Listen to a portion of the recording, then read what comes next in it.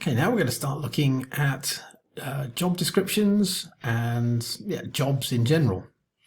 And jobs, where do kind of jobs come from? Well, it starts from a need to organise. And we know that in the same way that a vision that we've been looking at in terms of plans and so on has to be broken down into particular goals, objectives, activities, tasks, and so forth. In the same way, somebody has to do all of these things. And so you also have a hierarchy within an organization, that you'll have the organization as a whole, which might be broken into departments, which then divide the work up between a number of jobs. And so jobs are the kind of the basic working unit within an organization. And jobs are there for a purpose. You know, they're not just a collection of tasks that have come together, but they're there with the intention of achieving something. There has to be some output, some impact at the end of all of this. But each of these separate little impacts that these different jobs have combines to achieve the whole vision of the organization. Now, whilst people, of course, they do shape the way that a job is done and even the way that it's written down in a job description, ideally, jobs should be independent of the person who is holding that particular post. The style, the approach, the standards of job performance and so on, they should not actually be person dependent. It should be that if that person goes, another person can take over from them. Sometimes lower grade jobs might be described more in terms of tasks and outputs, but as soon as there is any kind of discretion in how the job or how the tasks are done, you really should be trying to encourage people to take initiative, and therefore the job description focuses on the impact that is intended, leaving the person to decide a little bit more how they're going to do it. Okay, why do we actually have job descriptions? Well, JDs allow us to compare jobs, because sometimes we need to have comparisons across the organisation to make sure that things are done fairly. For example, when we're grading. It may be that job descriptions can help to convey the expectations of the organisation to somebody who's going to hold that job, or even somebody else who needs something done and they know who to go to, because the job descriptions clearly define who does which tasks.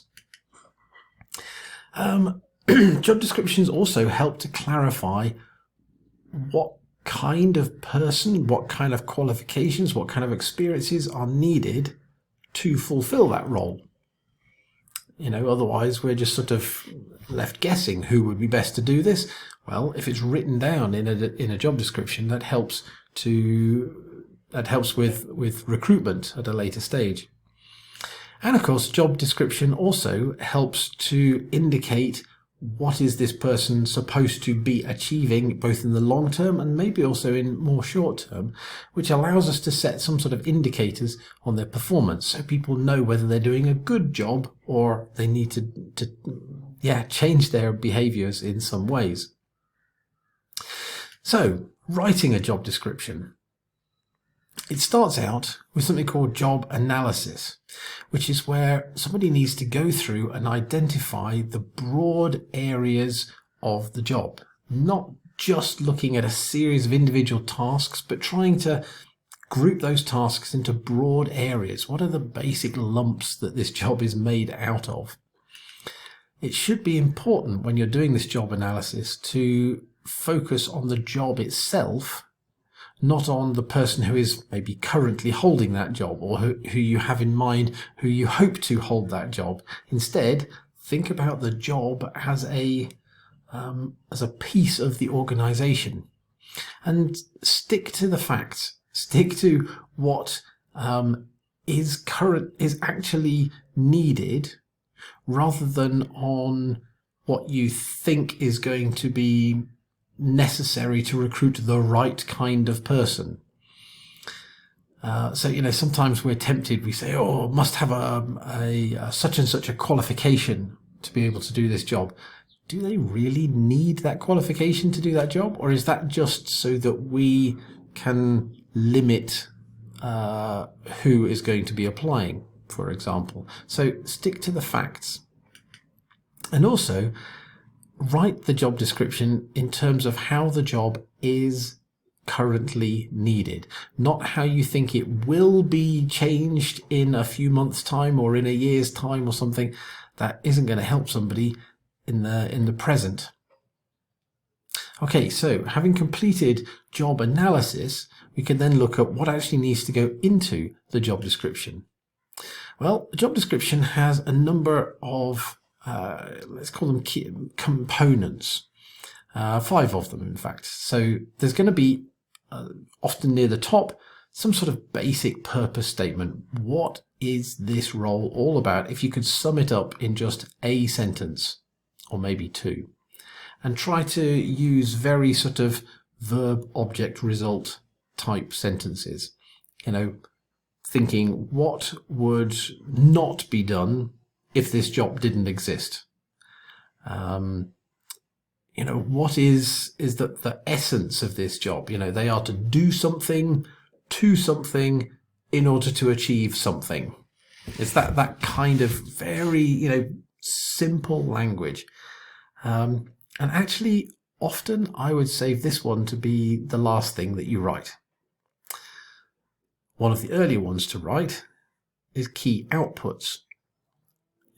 Sometimes we're tempted to focus on the tasks of what we think they need to do, but actually it should be written in terms of what are you wanting this person to achieve, because otherwise you're tying their hands as to how they do the job, and it may be that they can bring some creativity to the job. So instead, talk about what they need to achieve. What is the output? What are the key outputs for this job? And these essentially become can become indicators of their success. There needs to be some sort of section about what they're accountable for. Maybe they're accountable for some finance. Could be to do with budgets. They are able to sign and approve certain spending. Maybe it's about people. Do they oversee other people that they directly line manage? Maybe it's other things. It can be that it's about reputation, or about responsible for maintaining a website or a database or whatever. But those things probably are more about key outputs. But sometimes they're accountable for things. They have to ensure. It could be a database, actually, that the database doesn't fall over. It stays working. They are accountable for making that happen. There's also going to be a bunch of reporting relationships, things like who is their line manager? Who is it that they directly report to? Are there people that they must communicate with on a regular basis, sort of indirect management? Are there people that report to them, reporting staff? Any kind of regular formal communication or responsibilities should be listed here. And then there may well be a person specification that says what kind of person do we want to be able to hold this particular job. And there has to be a strong relationship between what you write here and what is up above. Don't go putting in qualifications that don't actually match what is needed, because otherwise you're just limiting the number of people who you can choose from later on. Very important, what kind of skills do you need? What kind of attitudes do you need in order to get this job done? Having written the job description, then you can go ahead and grade it.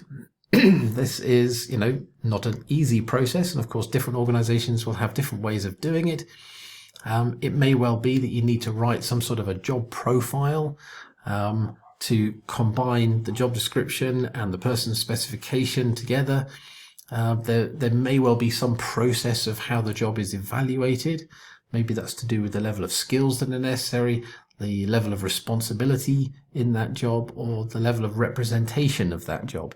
Different organizations will use different ways, different processes of how to grade a job, but at some point you will assign a grade, and in many organizations that grade will directly correspond to a salary.